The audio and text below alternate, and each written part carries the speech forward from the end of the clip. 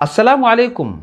Seenaa Oromootan dhufatte gola seenaa ta adda addaa seenuudhaan iddoo adda addaa intarneeta gubbaa seenuudhaan kitaabban adda addaa dubbisuudhaan manguddoolee adda addaa gaafachuudhaan seenaalee ajaa'ibaa isin dhiyeessuudhaaf qophii teenya xumurreeti jira.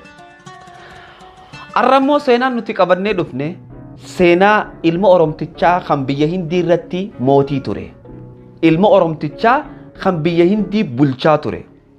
Yeroon akkana jiru namootan garii ajaa'ibsiifachuu malan dinqisiifachuu malan ajaa'ibsiifachuun isaaniitii fi dinqisiifachuun isaanii san na ajaa'ibsiifti. Osoo dinqisiifachuu baatanii hin ajaa'iba. Namootan garii immoo ni kijibsiisan. Osoo kijibsiisuu baatanii hin ajaa'iba. Maaliif akkana jetta jettee yoo kan ana nagaafattu ta'e ansiifiin hima. Oromoon zamana durirraa eegaltee yeroo itti seenaa isii qorattu hin arkanne. Yeroo itti seenaa isii barreessitee lafa keessu hin arkanne. Yeroo itti seenaa isii gatteessee barattu hin arkanne. Gabrummaatu isirra ture.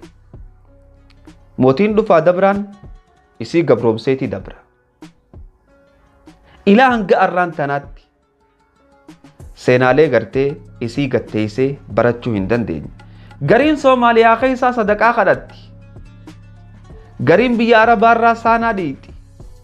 Gariin biyya Faranjiirraa gartee saree namaa dhiiti. Gariin biyya Faranjiirraa taaksii oofti. Yeroo kam gatteessee seenaa isii qoratti. Qorachuu dhabuun isaanii san yookaanuu seenaa tana si harkatti kijibsiisuun isaanii san na ajaa'ibsiisa. Kijibsiisuu dhabuun isaanii maaliif jennaan gatta'anii takka seenaa qabnattuu if hin beekan. Tanaaf inshaallahu ta'ala arra wanni nan qabadhee dhufe seenaa Oromticha biyya Hindii bulchaa ture Malik Anbar nama ja'aniin. Malik Anbar namni ja'aniin kuni yoonii fi intarneet irra seentee Malik Anbar jettee barreessite Oromticha qulqulluu gurraachachi taa'u sii fida. Oromoo bifti isiin fakkaattu yooniin kaniin sii himu ta'e. Mataan Oromoodhaa qiciiccaa miti. Mataan Oromoo lallaafaa sii miti. Gama biraatti siif hin fassaru.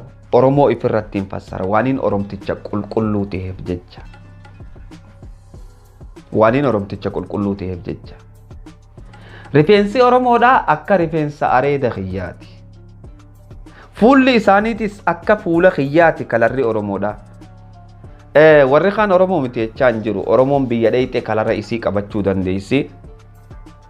Tanaaf Malik Anbar namni ja'aniin kuni mootii gartee biyya Hindiitu ture. Garuu ammoo ilmaan Oromoo keessaa tokko ture. Oromoon gartee Bareentoo fi Boorana dhale. Ilmaan Bareentoo fi Booranaa keessaa laata dhiiroo kami jettee yoo kan nagaafatu taate ilmaan Bareentoo bahaa keessa. Ilmaan Bareentoo keessaa ilmaan gartee humbannaati. Ilmaan humbannaati. Namootan garii immoo gartee guutumatti si himanii inni kun nooleedha ture siin ja'an. Noolee keessa maayaa warra guddaa ja'anii. Maayaa warra guddaa ja'aniiti yaaman noolee keessa. Maayaa lafti ja'amtu tun haroo maayaa jennee bakkimma nuti yaamnu tun gartee warra maayaa ja'amtu gosa maayaa ja'amtu kanaan isaaniitu chirraa waraabbachaa ture. Tanaaf haroo maayaa ja'amtee haroo maayaa san maqaa moggaafamte. Duuba daawwattootaa fi hordoftoota Malik Anbar namni ja'amu kun osoo niitii biyyarraa hin bahin gaafni inni dhalate bara 1548 lafa Oromiyaa jiituu keessatti. Lafa Afrikaa tana keessatti wanni beekamu yeroo hedduu gartee gabra gurraacha ja'anii fuudhanii karaa lafa Faranjii kanaa fi karaa gartee lafootan adda addaa kanatti gurguruu turan.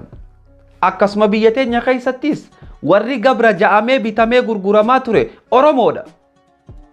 Namootan biraa hin harkattu. Warri gabra ja'amee fuudhamee gurguramaa ture Oromoodha.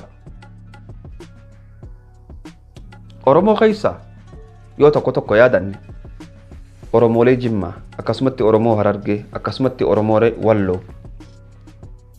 Warreen kun haalaani gurguramaa turan. Seenaan warra keessaa yaadattu tokkotu jira warra gartee seenaan isaanii ol baate. Ta akka bililee faa inshaallahu ta'ala seenaa bilileetis qabadheetiin dhufu jiraadha. Duba seenaan Malik Anbar tun seenaa hedduu nama ajaa'ibsiiftu. Malik Anbar yoonii fi gartee bara 1548 kan dhalatu ta'e. Gaafa san dhalatee biyyuma isaa keessatti guddatee gartee bakka amma ijoollee lafaa kaatu ijoollee horii eeydu bakka inni gahetti dardara cimaa isaa gahaa jiru namootan gabra godhatanii nama gurguratan kun isaa loon babbareedaa loon gabbataa lafa jiituu Oromiyaa keessatti eegaa jiru. Dhufanii qabanii morma isaatti sibiila sansalataa kaayanii qabanii kuchiisan. Hoggaa qabanii kuchiisan nama gartee Piitaar Pirookees jedhamu kan warra Portugaaliitu ummata kanarraa bite biyya Yaman geesse. Biyya Yaman irraa xiqqeesho jiraatee namni Shaambaa jedhamu ture biyya teenya keessatti maqaan isaa Malik Anbar kana. Shaambaan kun adeemsa inni gurguramaa deemuun irraa jijjiiramaa dhufuu ta'a seenaa keessatti waliin qoranna. Shaambarraa gartee Bagdaad Kiyaas Hussein namni jedhamu irraa bitate. Biyya Bagdaad keessatti Kiyaas Hussein kunis if biratti gartee qabee jaalate. Hedduu bareetti Oromoon. Gabrootan kaanii wajjin wal dhabdi yoo gabra taatee gurguramtellee. Kiyaas kunis akkasumatti gartee magaalaa Bagdaad keessatti nama gartee Qaasim al-Bagdaadii nama jedhamutti gurgure.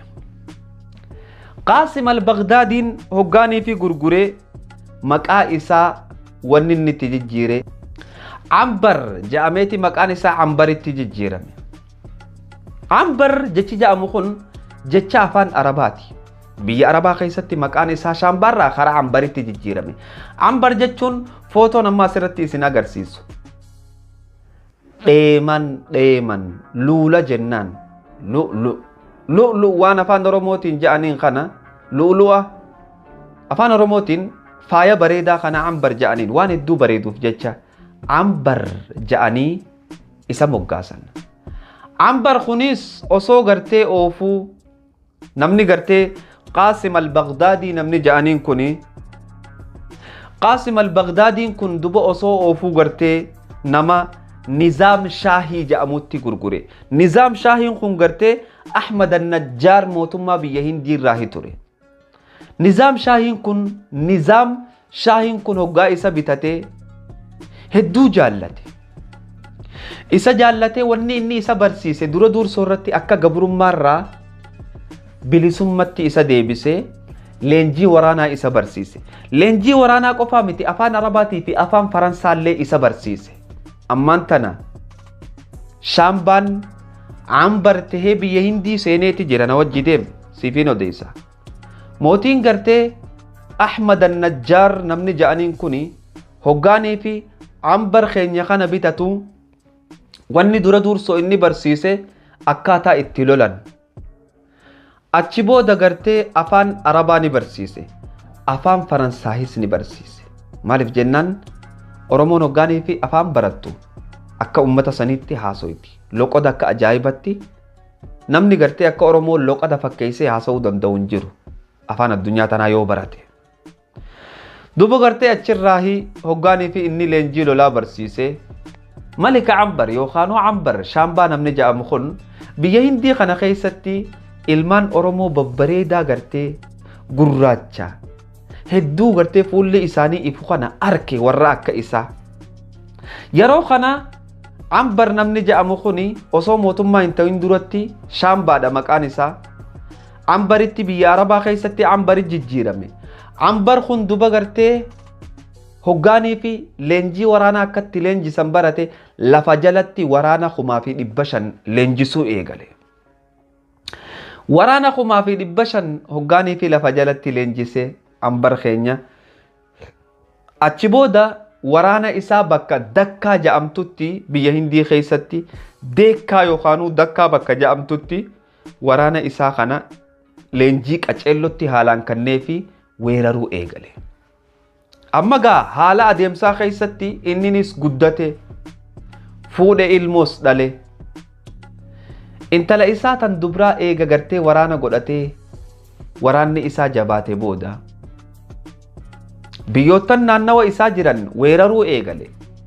Biyyoottan naannawa isaa jiran hoggaa weeraruu eegalu biyyoottan garigarii cabsuudhaan tan garigara immoo isa cabsuudhaan injifannaan isaa cimaa dhufte. Osoo ju'u loloowwan adda addaa godhee eega deekkatti galee waraana uummatee waraanni isaa lafa adda addaa cabsee injifatee galuu eegale booda intala isaa xiqqoo quxusuu ajajaa waraana isaatiif nikaa godhe yookaanuu fuusise itti heerumsiise. Ajajaa waraana isaa Sharkaasii nama ja'amutti intala isaa heerumsiise. Sharkaasiin kun waraana Ahmad Najjaar keessaa isa tokko ture. Intala isaa eega isatti heerumsiise waraantichi kun yookaanuu ajajaa waraanaa kun bakka adda addaa deemee cabsuu eegale. Ajajaa waraanaa kana yeroo gabaabaa keessatti itti hin turre ajjechaan irratti geggeeffamte. Lola gartee Qandahaar irratti isaan geggeessan keessatti lola Qandahaar irratti isaan geggeessan keessatti gartee Shankaasii namni ja'amu kun lola san keessatti ajjeefame. Injifannoo achitti gartee isaan injifataman irraa hedduu gaddee ammallee gartee anbar lola biraa jabaa geggeessuu eegale. Lolli isaa cimee biyyoottan Hindii hunda xarafa isiitti hoggaa inni qabachuu arge. Mootii guddaa pirezidaantii guddaa tahee biyya Hindii irratti bulchuudhaaf ol bahe. Eegasii gartee Qandahaar keessatti lola Qandahaar kana keessatti Amiir Muraad nama ja'amuutu nama gartee ajajaa waraana isaa Shankaasii nama ja'amu kana nama Amiir Muraad ja'amuutu ajjeese. Shankaasii ajajaa waraana gartee anbar kana namni ajjeese nama Amiir Muraad ja'amuutu lola Qandahaar keessatti ajjeese. Dubbiin gartee ajajaa waraana isaa ajjeesuu san isa keessaa hin baane. Nama ajajaa waraana isaa ajjeese kana barbaaduudhaan gartee akka maletti irraa haluu baheeti ture yookaanuu dhiifama godhees warri ja'anis ni jira.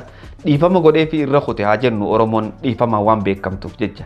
Akkasitti namni gartee Malik Anbar ja'amu biyya Hindii irratti mootii tahamee shuumamee addunyaan guutuun taariika isaa barreessite. Namni marraa haasawaa turre kun dhalataa biyya Oromiyaa keessatti dhalate bara 1548.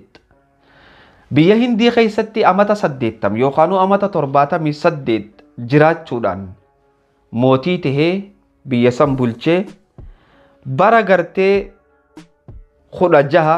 1626 addunyaa tanarraa kute. Namni isinirraa odeessaa ture Oromticha qulqulluudha. Ilma humbannaa bareentoo Oromoo. Oromoon seenaa gurguddaa hedduudha qabdi. Walaakin yeroo itti gatteessee seenaa isii qorattee barattu hin arkanne. Rabbi carraa gaarii nuuf haa kennu.